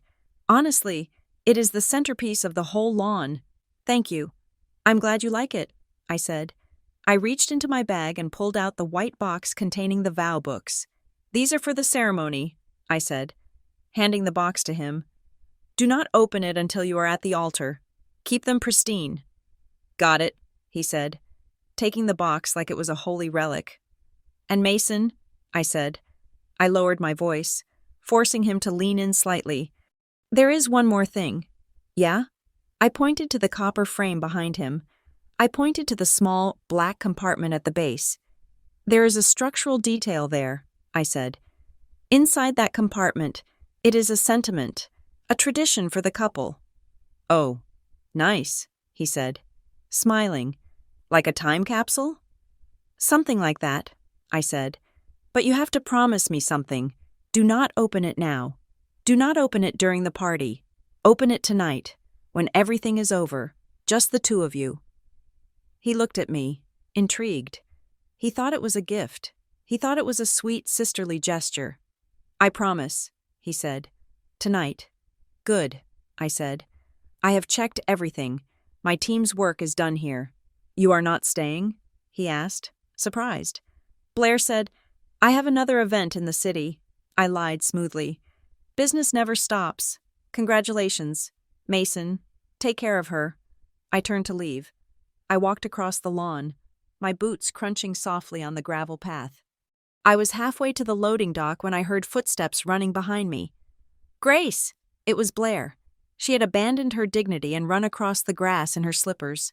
I stopped and turned. She was breathless. Her face was flushed. "You are leaving?" she asked. "Just like that? Mom is in the bathroom crying because you won't even say hello to her properly." "I said hello," I said. "I delivered the product. I am leaving." "Why are you doing this?" she demanded. Tears were welling up in her eyes now. "Why do you have to be so cold? We are family." I looked at her.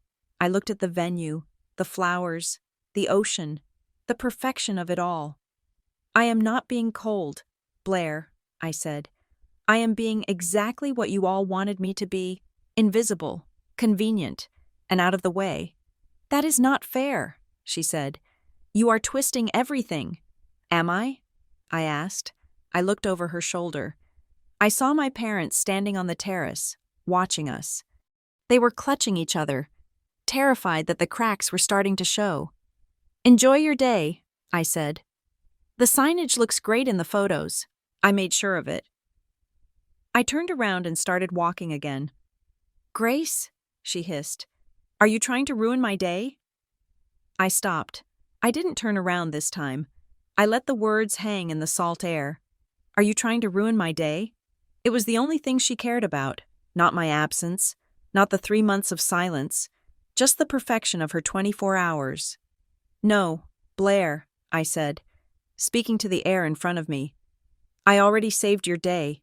You just don't know the price yet. I walked to the van. I climbed into the driver's seat. I started the engine.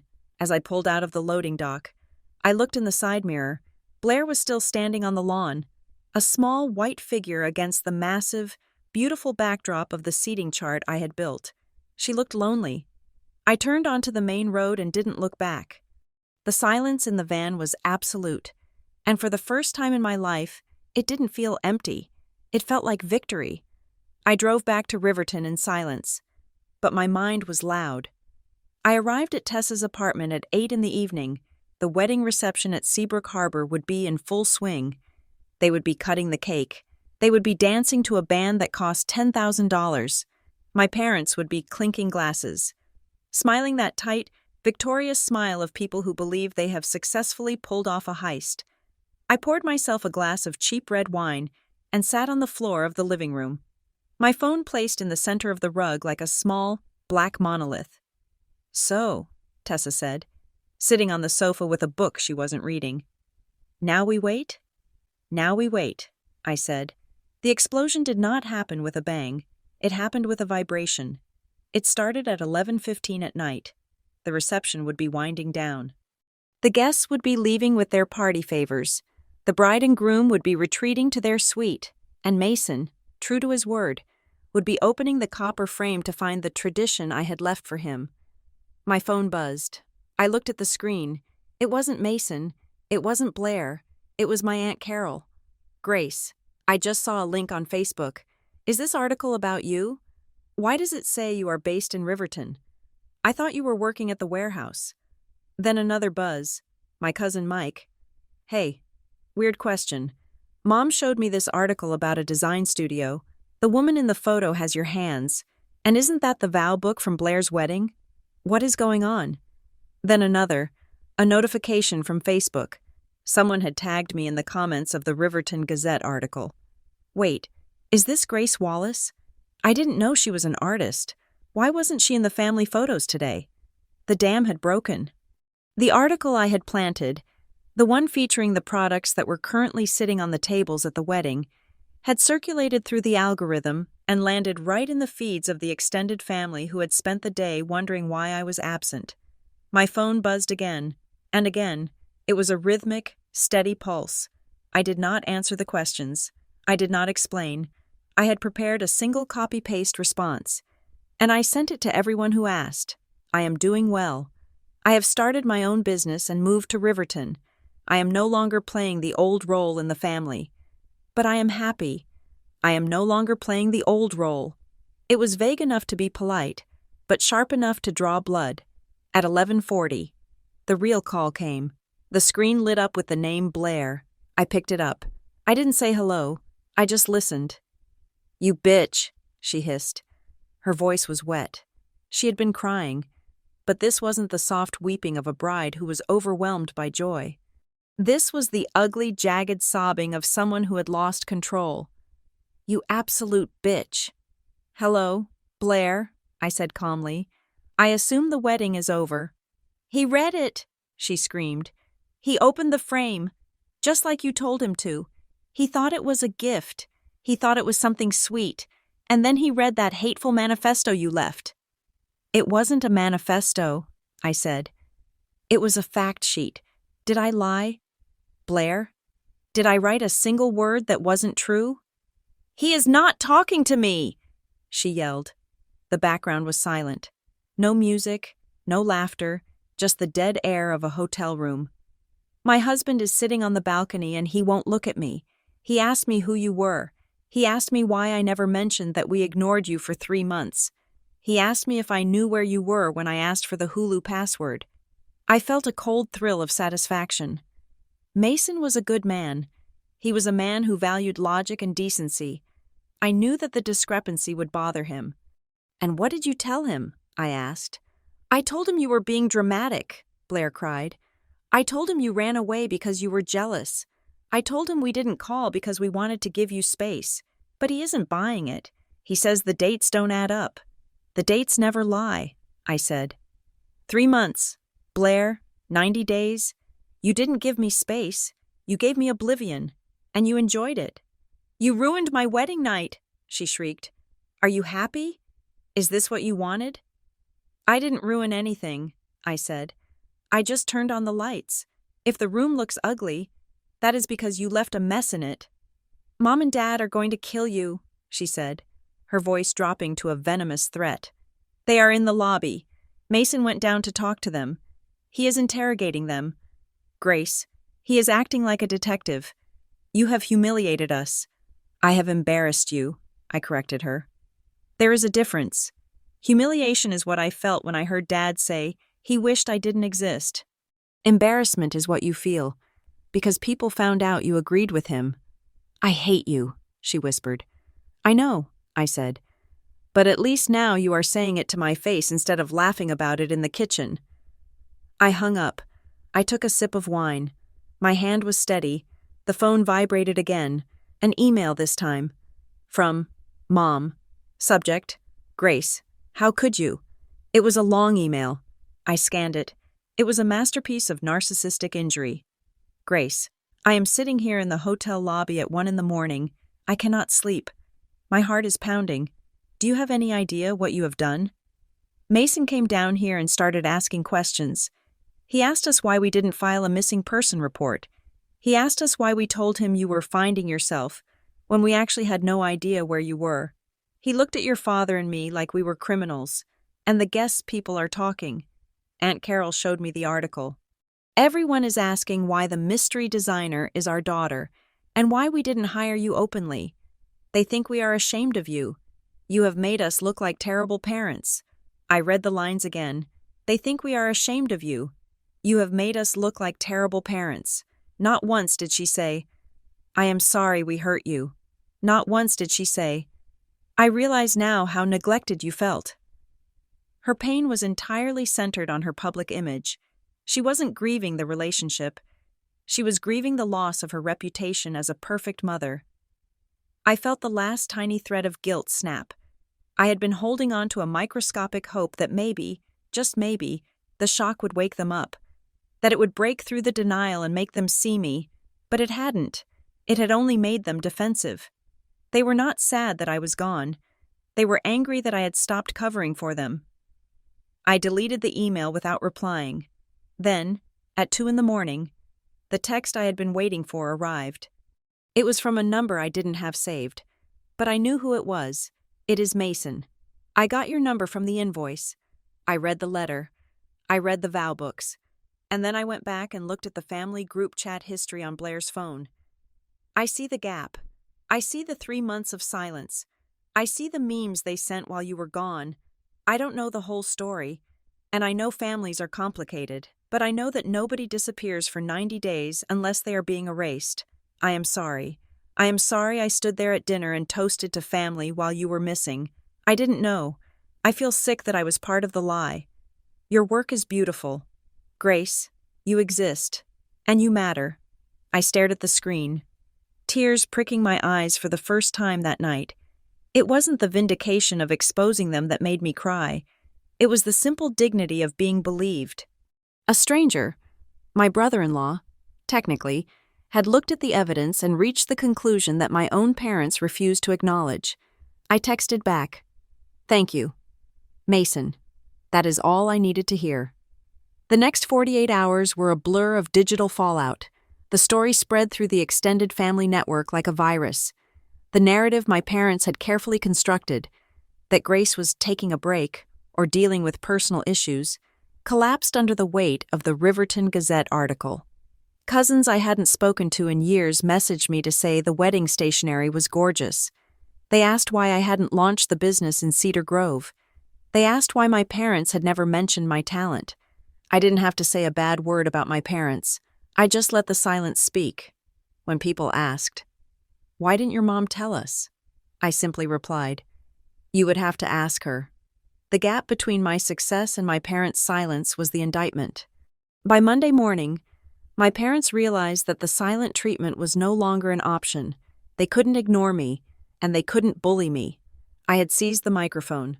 My father texted me, "We need to talk. Not over the phone, not via email, in person." I looked at the text. It was a command, phrased as a necessity. He wanted to regain control.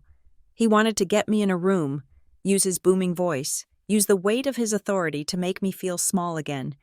He wanted to reset the dynamic to Father speaks, Grace listens. I typed my reply carefully.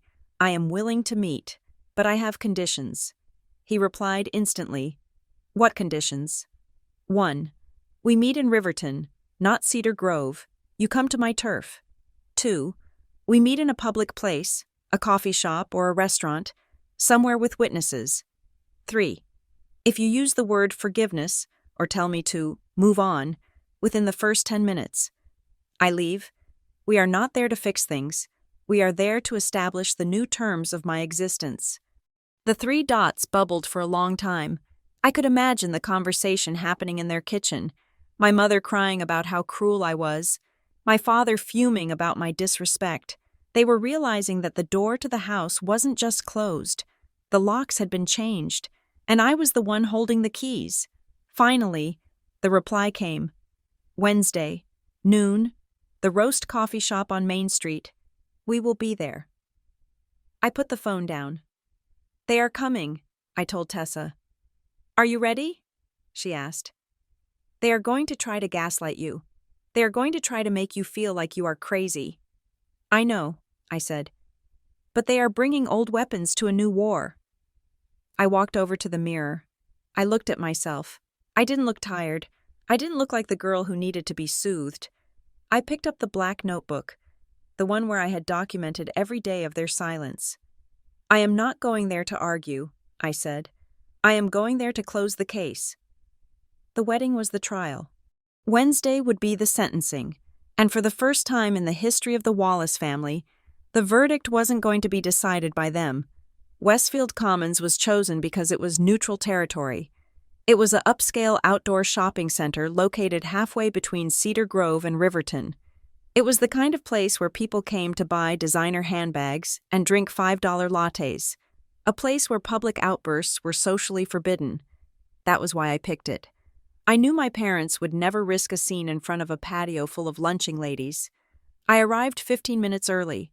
I selected a table at the far end of the coffee shop patio, one with a clear view of the parking lot, but enough distance from the other patrons to allow for conversation without eavesdropping. I ordered a black coffee. I sat with my back straight, my hands folded on the table. I did not bring a purse. I did not bring a jacket. I brought nothing that I could fidget with. I did not prepare a speech. For 32 years. I had rehearsed what I would say to them in my head, inventing arguments in the shower, pleading my case to an empty room, but today, I had no speech. I had lived the argument. The last 4 months were my opening statement, my evidence, and my closing argument all rolled into one. I was not there to persuade them. I was there to deliver the verdict, at noon exactly. Their SUV pulled into the lot. I watched them get out. My mother was wearing sunglasses and a scarf, as if she were a celebrity trying to avoid the paparazzi. My father walked with a stiffness in his shoulders that I recognized.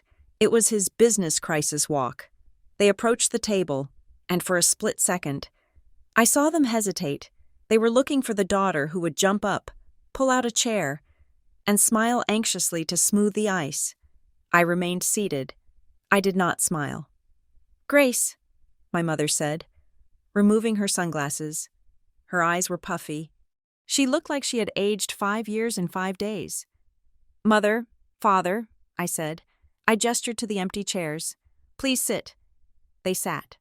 The silence that settled over the table was thick and uncomfortable. My father drummed his fingers on the metal tabletop. My mother looked at my coffee cup, then at my face, then at the traffic passing by. Well, my father started, clearing his throat. We are here. Yes, I said. We are. This whole thing, he said, waving his hand vaguely in the air, has gotten completely out of hand. The wedding, the article, the texts from your cousins. It is a circus, Grace.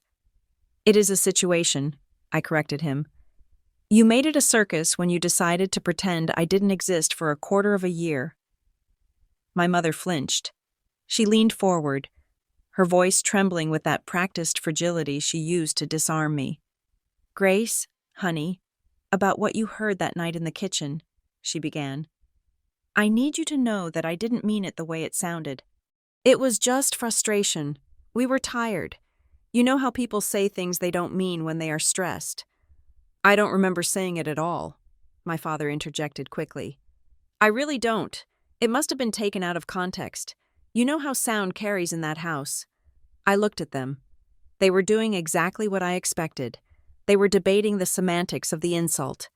They were trying to litigate the specific wording of the crime so they could ignore the body count. It does not matter, I said. My father blinked. Excuse me?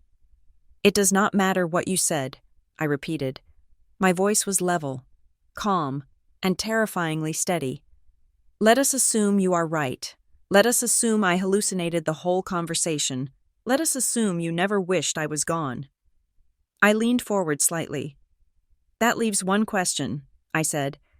If you didn't want me gone, then why, when I disappeared for 90 days, did neither of you pick up the phone? The air seemed to leave the table. This was the wall they could not climb over. We were busy, my mother stammered. The wedding planning was chaotic. You know how Blair gets. We barely had time to think. You had time to post on Facebook, I said. You had time to host dinners. You had time to go to the beach house. We thought you wanted space, my father snapped, his defensive anger rising. You left without a word. You took your things.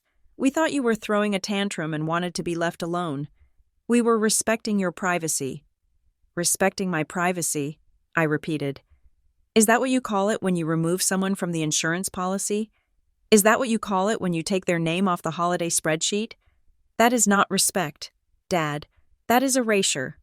We didn't know where you were, he argued. Exactly, I said. You didn't know where I was. For all you knew, I was dead in a ditch. For all you knew, I had been kidnapped, and yet you slept soundly every single night. I looked at my mother. You slept better, didn't you? I asked softly. The house was quiet. No sullen daughter walking around. No guilt in the hallway. You felt relief. My mother opened her mouth to deny it, but she couldn't. Her eyes darted away. The truth was sitting right there between us, undeniable as the sugar packets in the bowl. We are a family, my father said, retreating to the old slogan. Families have rough patches, but you don't just blow everything up like this. You don't humiliate your sister on her wedding day. You don't make us look like monsters to the neighbors. Family, I said, tasting the word. It felt foreign now. Family is not a place where you can delete people when they are inconvenient and then hit restore when you need them for a photo op. We are not asking for a photo op, my mother cried. We want our daughter back. No, I said. You want the questions to stop. Aunt Carol is asking why she hasn't seen me. Mason is asking why you lied to him. The neighbors are whispering. You don't miss me. You miss your reputation. My father sighed. A loud, exasperated sound. He leaned back, crossing his arms. Okay, Grace, you have made your point. You are successful now. You have your little business. You proved you can survive on your own. Congratulations. So what is the plan? Are we going to keep playing this game forever? Or are you going to be an adult and help us fix this? Fix what? I asked. The optics, he said. He was a businessman to the core. We need to show people that this is a misunderstanding. We were thinking we could do a family brunch next Sunday. We will invite the Kleins. We can take a picture. You can tell everyone you were just busy with the startup in Riverton. We can spin this. I almost laughed. It was tragic, even now, staring into the face of total estrangement. His priority was the spin. I am not your PR firm, I said. Grace, please, my mother pleaded. People are talking. It is embarrassing. I am not coming to brunch, I said. I am not coming to Christmas. I am not coming to Easter. My mother let out a small, strangled sob. She reached for a napkin and dabbed at her eyes. This was the moment where, for my entire life, I would have caved. I would have reached out, touched her hand, and promised to do whatever she wanted just to make the crying stop. I had been trained to be her emotional support animal. I watched her cry. I watched the tears roll down her cheek, and I felt nothing, no urge to fix it, no guilt, just a mild observation that she was ruining her makeup. "I am done managing your emotions, Mom," I said. She stopped crying abruptly, shocked by the coldness in my voice. "Here are the terms," I said. I spoke like a lawyer reading a settlement agreement. "I will not block your numbers. You can text me for emergencies, real emergencies, medical issues, life and death."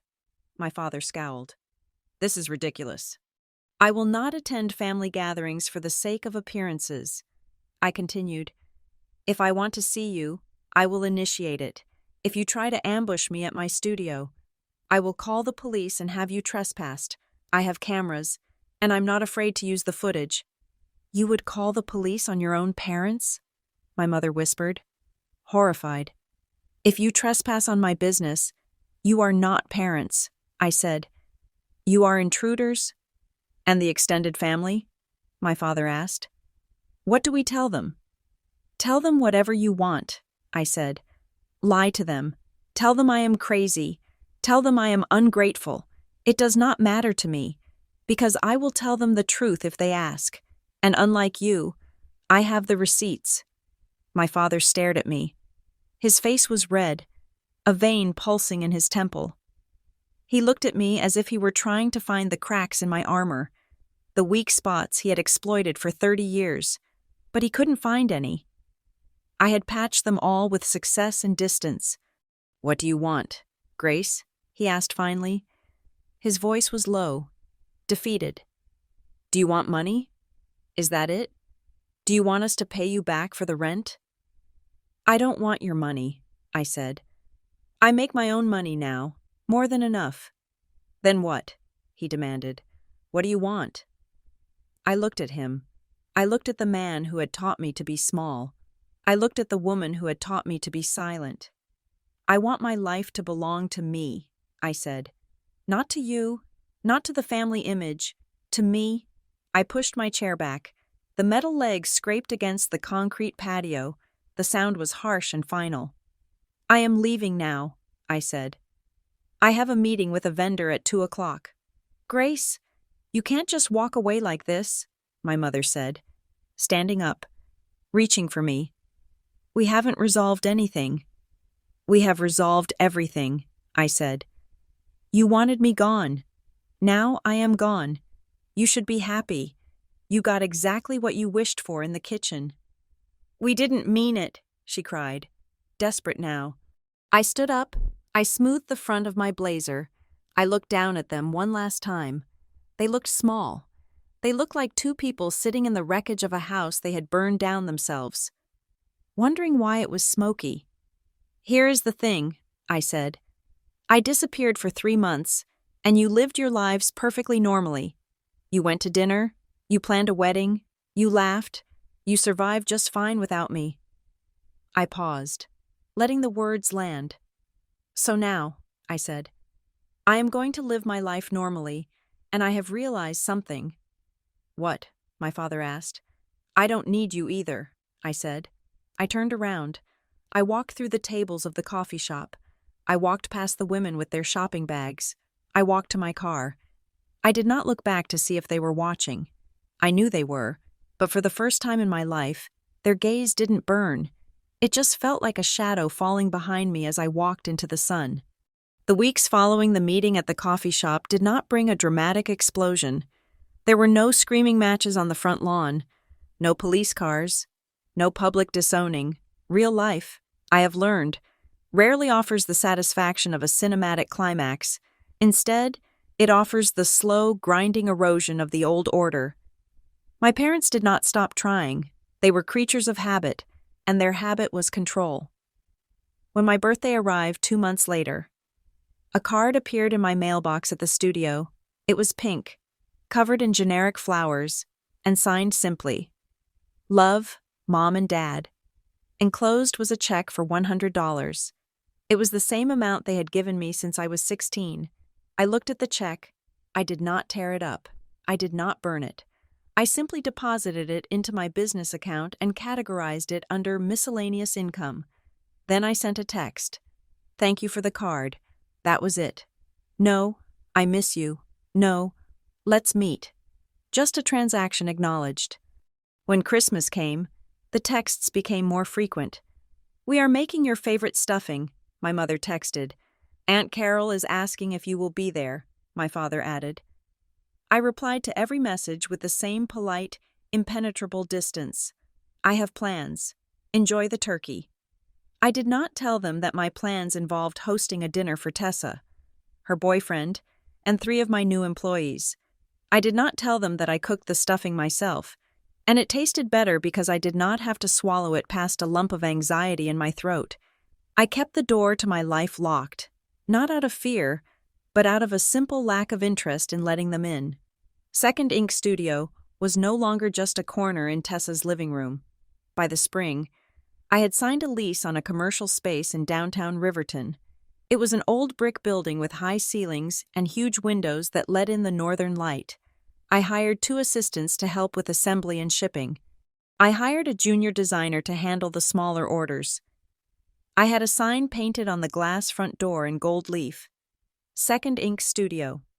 One evening, I stood on the sidewalk and looked at that sign. I remembered the girl who used to sneak into her own house through the back door so she wouldn't disturb the air. That girl would have been terrified of this sign. She would have thought she didn't deserve to take up this much space on a city street. But I wasn't her anymore. I was a business owner. I was a woman who paid her own taxes, signed her own checks, and bought her own peanut butter. The fallout in Cedar Grove was quiet, but it was deep. I didn't hear this from my parents. Of course, I heard it from the grapevine. From the small whispers that traveled between towns. Blair and Mason were still married, but the shiny veneer of their union had cracked. Mason was a man of principles. He had married into the Wallace family believing they were wholesome, loving people. Then he had opened a copper frame and read a letter that dismantled that belief sentence by sentence. He couldn't unread it. He couldn't unsee the gap in the timeline. I heard from a cousin that Mason had stopped coming to Sunday dinners at my parents' house. He made excuses: work, travel, illness. But the truth was obvious. He didn't want to break bread with people who could erase a daughter. Blair was left to navigate the middle ground, defending parents she knew were guilty to a husband who knew the truth. For the first time in her life, being the golden child wasn't a privilege. It was a burden. She had to carry the weight of their image alone. And I knew, with a dark satisfaction, that it was heavy. Then came the email that closed the circle. It arrived on a Tuesday afternoon. Almost a year to the day since I had left. I was at my desk, approving proofs for a corporate gala. The sender was Mason Klein. I hesitated before opening it. I expected a plea for reconciliation. I expected him to ask me to soften up, to make things easier for Blair. I clicked it open. Hi, Grace. I hope business is good. I saw the feature in the bridal magazine last month. The new collection looks incredible. I am not writing to fix anything. I know some things stay broken. I just wanted to tell you something. Last night, we were at dinner with your parents. Your dad started telling a story about the good old days when the girls were young. He talked about how quiet the house used to be. I looked at him, and I remembered what you wrote in that letter about the kitchen. I remembered what he wished for. I just wanted to say, I am glad you exist. Grace, I am glad you are out there making beautiful things. The world is better because you didn't disappear. Mason. I sat in my studio, surrounded by the hum of printers and the chatter of my staff, and I let the tears fall. They weren't tears of sadness. They were tears of release. For a year, I had been running on the fuel of I will show them. I had been driven by the need to prove that my father was wrong. But reading Mason's words, I am glad you exist, I realized the fuel had changed. I wasn't running to prove them wrong anymore. I was just running because I liked the wind in my face. My father had wished for a smaller family. In a way, he got it. He lost a daughter, but he also lost the respect of his son-in-law. He lost the admiration of his extended family, who now looked at the perfect Wallaces with a suspicious eye. They noticed that Grace never came home. They noticed the stiffness in the smiles. The picture was no longer flawless. It was warped. They had spent their lives worshiping their own image, and in their effort to crop me out. They had ruined the composition. I didn't need to do anything else. I didn't need to scream. I didn't need to sue. The truth had done the work for me. It was late. My staff had gone home. The studio was quiet. I walked to the front of the shop. The streetlights outside were humming to life, casting long shadows on the pavement. I caught my reflection in the large plate glass window. I stopped. I looked at the woman in the glass. She was wearing a structured blazer. Her hair was sharp. Her posture was erect. I tried to find the girl from the hallway. I tried to find the 32-year-old who had stood holding a bag of Thai food, listening to her parents laugh about how draining she was. I couldn't find her. She was gone. I had packed her away in that backpack a year ago. And somewhere between the bus ride to Riverton and the signing of this lease, she had dissolved. I remembered the laughter in the kitchen. For a long time, that laughter had been the soundtrack of my nightmares. It had been the sound of my own insignificance. But as I stood there, listening to the silence of my own studio, a silence that I owned, a silence that I paid for, I realized the laughter had faded. It was tinny now, distant. It sounded like a radio playing in another room, in another house, in another life. It was small, and I was big. My father had said, "Sometimes I wish it was just Blair." He got his wish. It was just Blair now. Blair, stuck in a house of secrets, managing the egos of two people who loved their reflection more than their children. And me? I was elsewhere. I reached out and turned off the main lights. The studio plunged into darkness, illuminated only by the street lamps outside. I wasn't disappearing. I was going home, to my home, to an apartment I rented with my own money, to a fridge stocked with the peanut butter I liked, to a life where I didn't have to ask permission to breathe. I locked the door. The deadbolt slid home with a solid, heavy thud. It was the most beautiful sound in the world. They had once wished I didn't exist. Now, I existed brilliantly, undeniably, and loudly, in the one place they could never touch. I turned my back on the glass and walked into the night. I didn't look back. I didn't need to. I knew exactly where I was going. Thank you so much for listening to Grace's story. If you enjoyed this journey of finding one's voice and standing up to silence, please let me know in the comments where you are listening from. I would love to hear your thoughts and connect with you. Please subscribe to the Kate Revenge Stories channel, like this video, and hit the hype button to help this story reach more people who might need to hear that they too deserve to exist.